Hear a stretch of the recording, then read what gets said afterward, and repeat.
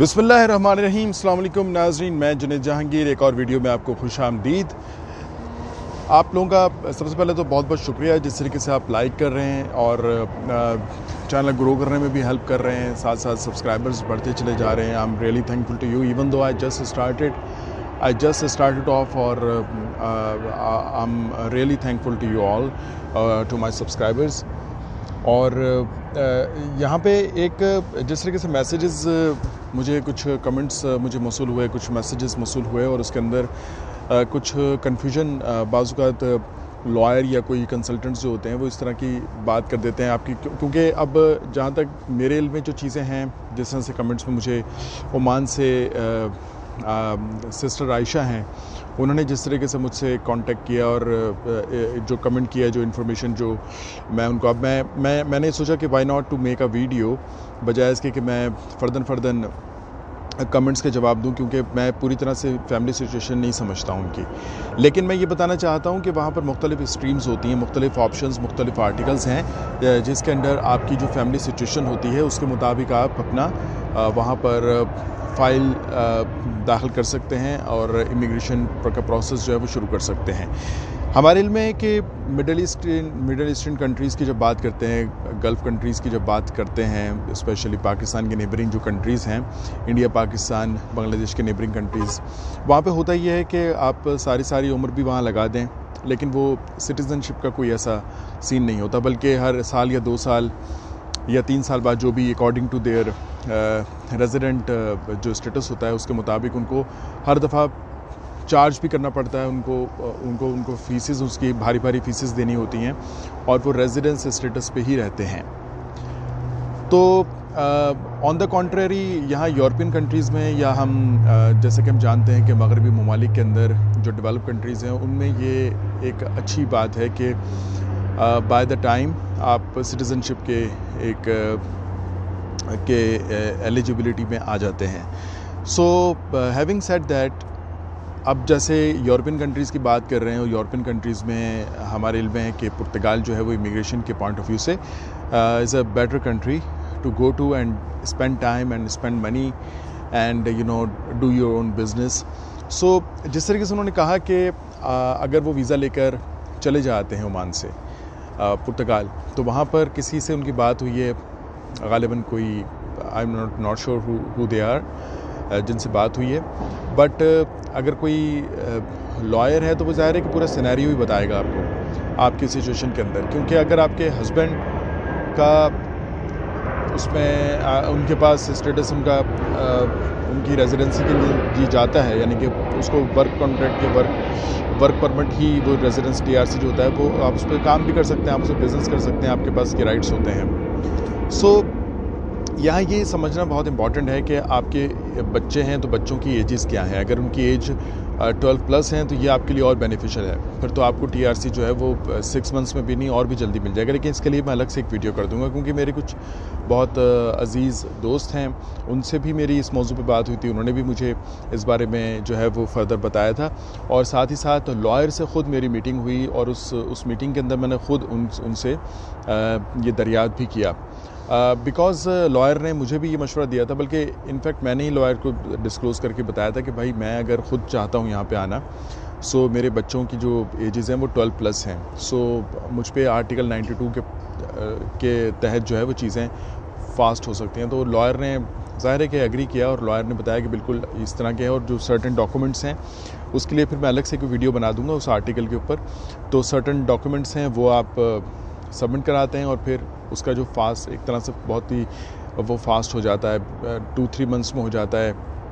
वजह उसकी यह है कि क्योंकि इस तरह के जो केसेस हैं जब बच्चों के बिहाफ पर वहाँ पर कर रहे हैं इमिग्रेशन और TRC के लिए अप्लाई, सो उसमें उतना रश नहीं है जितना कि हमें नॉर्मली देखने में आता है, जो कि इलीगल या लीगल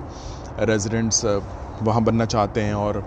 वहाँ पर आर्टिकल 88 या आर्टिकल 89 में अपना फ़ाइल लॉक करके उसमें प्रोसीड करना चाहते हैं, तो उसके लिए फिर 1.5 से 2 साल लग रहा है। और फिर प्रीवियस वीडियो में मैंने जिक्र किया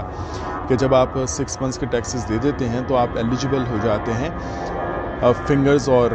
बायोमेट्रिक्स और उसके बाद कार्ड हासिल करने के। सो उसके लिए भी लॉयर लोग लॉयर जो है वो सर्विसेज उनकी ले लेते हैं, हायर कर लेते हैं, या फिर कुछ लोग जो नहीं हायर करना चाहते वो कहते हैं चलो मिल ही जाएगा, तो वो फिर 1.5-2 साल वेट करते हैं और उसके बाद उनको मिल जाता है। लेकिन बाय द टाइम वो अपना कॉन्टीन्यूसली टैक्सेस भी ज़ाहिर पे कर रहे होते हैं और अपना उसी हिसाब से वो चल रहे होते हैं। So it really varies person by person. So case to case ये वेरी करता है, सिचुएशंस आपके प्रायोरिटीज़ पे वेरी करता है। एक जो सिचुएशन है वो हर एक पे लागू नहीं होती है। सो अब जैसे कि आपने कहा कि आपको बताया गया है कि ओमान से जो मैं ज़िक्र कर रहा हूँ, सो जैसे उन्होंने बताया कि उनके हस्बैंड जो हैं वो वहाँ पर उनका प्रोसेस शुरू हो जाएगा, लेकिन इनको जो है वो फैमिली इलीगल हो जाएगी। तो ये एक मुनासिब बात नहीं है, ठीक बात नहीं है, ठीक इन्फॉर्मेशन नहीं है। क्योंकि अगर आपके हस्बैंड वहाँ पर 88 के थ्रू, लेट से 88 या 89 के थ्रू अगर वो सबमिट करते हैं फाइल, सो अगर 89 के अंडर कर रहे हैं और वो बिज़नेस करना चाहते हैं, वहाँ पे कोई स्टोर ओपन करना चाहते हैं, सो ग्रॉसरी स्टोर हो गया, मोबाइल शॉप हो गई, कोई डोनर शॉप हो गई, या कोई और भी कोई क्लोथिंग की शॉप हो गई, कोई शू शॉप हो गई, कोई भी आप वहाँ पर कोई टेलरिंग बिज़नेस हो गया, लाइक यू नेम इट, सो कोई भी बिज़नेस आप वहाँ पर कर सकते हैं। सो उसके लिए अगर वो 89 में प्रोसेस अपना कराते हैं तो वो ख़ुद आपको कॉन्ट्रैक्ट दे सकते हैं अंडर आर्टिकल 89 में अपना वो प्रोसेस करा दें, उनकी फ़ाइल लॉक हो जाएगी और साथ ही साथ वो आपको यानी अपने स्पाउस को वो अंडर आर्टिकल 88 एक कॉन्ट्रैक्ट दे सकते हैं, जो कि वहाँ पर कोई भी अकाउंटेंट जो है वो ये सर्विस आपको दे सकता है। और अकाउंटेंट अक्रॉस वहाँ पे आपको आराम से मिल जाएंगे। आप 2-4 अकाउंटेंट्स के पास जाएं, उनसे इन्फॉर्मेशन लें और उनसे उनकी सर्विस चार्जेस पूछें और अपना ये जो सारा काम बताएं, तो वो आप फिर अपने ड्यू डिलिजेंस करें और उसके साथ आप अपने कोई भी अकाउंटेंट के थ्रू भी ये करा सकते हैं। लेकिन उसमें जो भी कुछ है वो ज़ाहिर है अकाउंटेंट उसको बता देगा, क्योंकि मैं हर एक चीज़ यहाँ पे बताना शुरू करूँगा तो फिर वीडियो बहुत लेंथी हो जाएगी। तो मैं स्पेसिफ़िकली इसी टॉपिक पे रहना चाहता हूँ कि जो लोग वहाँ पे जा रहे हैं और समझते हैं कि जी ठीक है हमें तो इस तरह से हमारा स्टेटस जो है वो उसमें आ जाएगा, लाइक विजिटर से हम वर्क की तरफ जाएंगे, लेकिन स्पाउस का क्या? सो स्पाउस को आप इस तरीके से अंडर आर्टिकल 89 अगर आप अपना करते हैं तो 88 में आप कॉन्ट्रैक्ट दे सकते हैं। सो स्पाउस भी जो है वो अब उस ट्रैक पर आ गए। और अगर आपके बच्चों की एजेस 12+ हैं, सो फिर आप बच्चों को स्कूल में दाखिल करेंगे और उसके बिहाफ पे भी आप अपना जो है वो प्रोसेस कर सकते हैं। उसमें तो आर्टिकल 88, 89 की भी एज सच रिक्वायरमेंट नहीं है, लेकिन ज़ाहिर है कि जब आप वहाँ रहेंगे तो काम करेंगे। सो काम करने के लिए तो आप 88 में किसी से एम्प्लॉयमेंट कॉन्ट्रैक्ट लेंगे या फिर 89 में अपना कोई काम करेंगे, अपने कोई डिलीवरी का काम से लेकर कोई स्टोर ओपन करने तक का कोई काम करेंगे। तो उसके लिए आप अंडर आर्टिकल 89 जाएंगे। और जब आप अंडर आर्टिकल 89 जाते हैं और आपका कोई फिज़िकल स्टोर है, तो फिर आप उसके अंदर अपने स्पाउस को या 1 या 2 contract according to your work size या अपने बिज़नेस साइज़ आप वो इशू भी कर सकते हैं। सो ये है सिचुएशन। और फिर बच्चे तो ज़ाहिर है आप पे डिपेंडेंट होते हैं, तो बच्चों का जो है वो ज़ाहिर है फिर स्कूल भी जाएंगे। सो अगर वो अंडर 12 भी हैं तो भी आपने स्कूल ज़ाहिर दाखिल कराना है, तो वो तो आपके डिपेंडेंट हैं, उनका तो लीगल होने का कोई ऐसा तस्वर नहीं है, क्योंकि ज़ाहिर पेरेंट्स जो हैं जब उनकी फ़ाइल लॉक हो गई हैं, उनका जो है प्रोसेस में चल रहा है, तो बच्चे तो आपके डिपेंडेंट हैं। सो ये चीज़ें होती हैं। बाकी इसके अलावा मुख्तलिफ लॉट्स ऑफ इन्फॉर्मेशन जैसे हमें मिलती है यूट्यूब के ऊपर पुर्तगाल के एतबार से, लेकिन मैं तो चूँकि अपने पर्सनल, जैसे कि अगर मैंने ये भी बताया है कि भाई 12+, तो वो भी मैंने लॉयर से उस पर मीटिंग की। उससे पहले भी मेरे एक बहुत अच्छे दोस्त हैं, उन्होंने मुझे इन्फॉर्मेशन इस एतबार से दी थी और I am thankful to him as well. He lives in Marina Grande Leiria, जो कि थोड़ा सा लिस्बन से नॉर्दर्न पार्ट है, लाइक 1.5-2 घंटे की ड्राइव है बस से। सो ये इन्फॉर्मेशन है। सो आई एम विलिंग कि जो करेक्ट इन्फॉर्मेशन है, करेक्ट पाथ को फॉलो करते हुए वो आप तक पहुँचे। और आई होप कि इसमें आपका जो कंसर्न है ये क्लियर हो गया होगा और आपसे मिलती जुलती सिचुएशन जिन लोगों की भी है वो भी इससे क्लियर हो गया होगा। अब अपनी अनदर वीडियो में मैं 12+ बच्चों के एतबार से आप किस तरीके से उसमें जो है वो उनको एडमिशन कराने के बाद आप किस तरीके से टीआरसी के लिए एलिजिबल होते हैं और उसका क्या क्राइटेरिया, उस पर भी मैं आपको फर्दर इन्फॉर्म करूंगा। बट इसके अंदर ये मैंने बता दिया कि कोई ऐसी बात नहीं है कि आपकी फैमिली लीगल हो जाएगी सिर्फ अगर किसी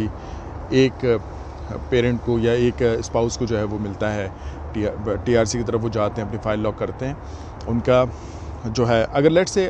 वो 88 में भी कोई एम्प्लॉयमेंट कॉन्ट्रैक्ट लेकर भी करते हैं, सो आप भी एम्प्लॉयमेंट कॉन्ट्रैक्ट लेकर कर सकते हैं। अगर आप एम्प्लॉयमेंट कॉन्ट्रैक्ट लेकर नहीं करना चाहती तो फिर आप 89 के अंडर आप कोई भी अपना कोई बिज़नेस कोई सर्विसेज शो कर दें। लाइक जैसे कि मैंने कहा कि आपकी सिचुएशन आप बेहतर समझती हैं, सो आप कोई भी अगर if you are working like working at home तो उसमें भी आप कोई ना कोई अपनी एक्टिविटी ओपन करके अंडर आर्टिकल 89 आप जो है वो उसमें अपना प्रोसेस कर सकती हैं। सो ऐसा नहीं है कि बाकी फैमिली लीगल हो जाएगी, ऐसा कोई कॉन्सेप्ट, ऐसी कोई चीज़ नहीं होती। बट इम्पॉर्टेंट ये है कि फिर उसमें बहुत सारे फैक्टर्स आ जाते हैं कि आप के पास उतने सर्टन सर्वाइव करने के लिए इनिशियली क्योंकि जॉब और बिज़नेस आपका, तो फिर आप जब तक नहीं उसमें आता ट्रैक पर तो फिर उस वक्त तक आपने सर्वाइव करना है। तो फिर वहाँ पे रिहाइश का मसला है, जब जैसे लिस्बन की बात करते हैं तो वहाँ रिहाइश का बहुत बड़ा मसला है। उसके अलावा जो दीगर नवाही इलाकों में अगर आप चले जाते हैं तो वहाँ पर उतना मसला नहीं है और वहाँ पर निस्बतन इनएक्सपेंसिव भी है, मतलब इतना ज़्यादा महंगा नहीं है रिहाइश। So again, I really want to thank you all for all your support and subscribing the channel. So I encourage and request you all to please subscribe and help grow the channel. दूसरी बात ये कि आप अपना ये जो information है आप समझते हैं कि आपके सर्कल में जिनको ये इन्फॉर्मेशन फ़ायदेमंद हो सकती है उनको आप शेयर भी कर सकते हैं और साथ ही साथ जो है वो लाइक और कमेंट भी कर सकते हैं। You are more than welcome. So thank you once again and keep watching, stay tuned and take care.